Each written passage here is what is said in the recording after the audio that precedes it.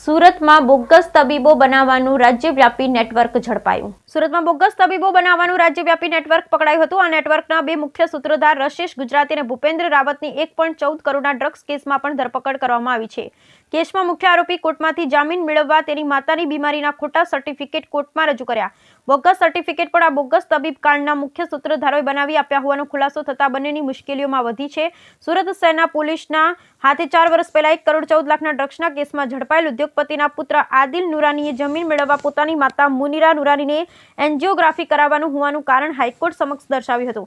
કારણ દર્શાવી પોતે જમીન અરજી કરી હાઈકોર્ટ દ્વારા આ સમગ્ર મામલે આદિલની જામીન અરજીને લઈ સુરત પોલીસને તપાસ કરતા જણાવ્યું.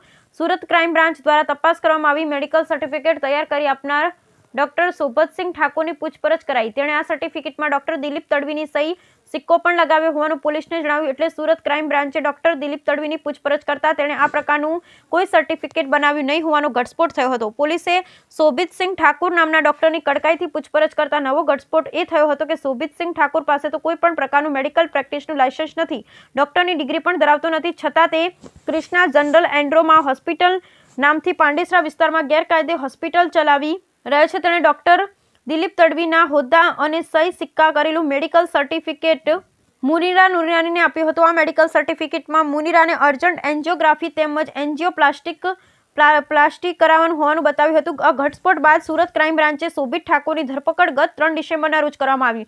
તેની વધારે પૂછપરછમાં એ સામે આવ્યું કે તેને નકલી bogus medical certificate bogus doctor બનાવવાના રશેશ ગુજરાતી અને ભૂપેન્દ્ર રાવત દ્વારા આપવામાં આવ્યું હતું. એટલે કે આ કેસમાં પણ સુરત ક્રાઇમ બ્રાન્ચે રશેશ ગુજરાતી અને ભૂપેન્દ્ર રાવતની ધરપકડ કરી આગળની વધારે તપાસ હાથ ધરવામાં આવી. Bureau report Sunil Ganjawala, Surat.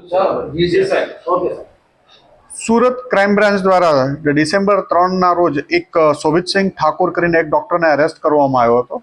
આ શોભિતસિંહ ઠાકોરે આદિલ નુરાની કરીને જે 2020માં ડીસીબી દ્વારા 1 કિલો એમડીનો કેસ રજીસ્ટર કરવામાં આવ્યો હતો અને આદિલ નુરાની જે છેલ્લા 3.5 વર્ષથી જેલમાં હતો, એણે જામીન મેળવવા માટે પોતાની માતાને બીમારી છે હૃદયની, એવી રીતે બોગસ સર્ટિફિકેટ શોભિતસિંહ ઠાકોર દ્વારા આપવામાં આવ્યું હતું. આ શોભિતસિંહ ઠાકોરનું પણ વેરીફાઈ કરતા બોગસ ડૉક્ટર હતા. રશેશ ગુજરાતી અને ભૂપેન્દ્ર રાવત દ્વારા એમને આ સર્ટિફિકેટ બનાવીને મેળવીને આપવામાં આવ્યા હતા અને જેના આધારે એમણે હાઈકોર્ટમાં બોગસ સર્ટિફિકેટ આધારે મેડિકલ સર્ટિફિકેટ શોભિતસિંહ ઠાકોરના આધારે બેલ એપ્લિકેશન કરેલી હતી. જેના અનુસંધાને ક્રાઇમ બ્રાન્ચે ગુનો દાખલ કરી અને શોભિતસિંહ ઠાકોરની ધરપકડ કરી હતી. ગઈકાલ રોજ રશેશ ગુજરાતી અને ભૂપેન્દ્ર રાવતની પણ આ કેસમાં ધરપકડ કરવામાં આવેલ છે.